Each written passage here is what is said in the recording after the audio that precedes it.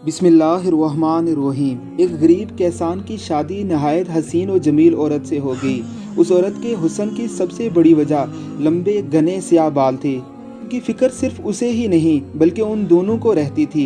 एक दिन किसान की बीवी ने अपने शोहर से कहा, कल वापसी पर आते हुए रास्ते में दुकान से एक कंघी तो लेते आना, क्योंकि बालों को लंबे और घने रखने के लिए उन्हें बनाना संवारना बहुत ज़रूरी है।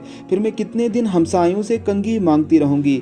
किसान इतना गरीब था कि उसने अपनी बीवी से माजरत कर ली और बोला, बेगम मेरी तो अपनी घड़ी का स्ट्रैप काफ़ी दिनों से टूटा हुआ है। मेरे पास इतने पैसे नहीं कि मैं उसे ठीक करवा सकूं, तो मैं भला कंघी कैसे ला सकता हूं। कुछ दिन मजीद हमसायों की कंघी से गुजारा करो, जब पैसे होंगे तो ले आऊँगा। बीवी अपने शोहर की मजबूरी को समझ रही थी, इसलिए ज़्यादा तकरार नहीं किया। किसान ने उस वक्त तो बीवी को चुप करवा दिया, लेकिन फिर अंदर ही अंदर अपने आप को कोसने लगा, मैं भी कितना बदबख्त हूँ कि अपनी बेगम की एक छोटी सी ख्वाहिश भी पूरी नहीं कर सकता। दूसरे दिन खेतों से वापसी पर किसान एक घड़ियों की दुकान पर गया। अपनी टूटी हुई घड़ी औने पौने दामों बेची और उनसे मिलने वाले पैसों से एक अच्छी सी कंघी खरीदी और बड़ी राजदारी से छुपाकर घर की तरफ रवाना हुआ।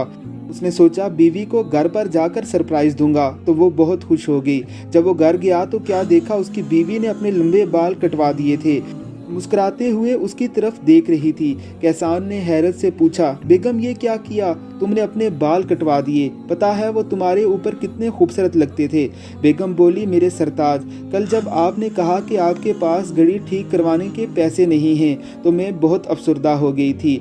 नाचा आज मैं ब्यूटी पार्लर पर गई और वहाँ अपने बाल बेचकर आपके लिए एक घड़ी खरीद लाई हूँ। जब किसान ने उसे कंघी दिखाई तो फरते जज्बात में दोनों की आंखें नम हो गई।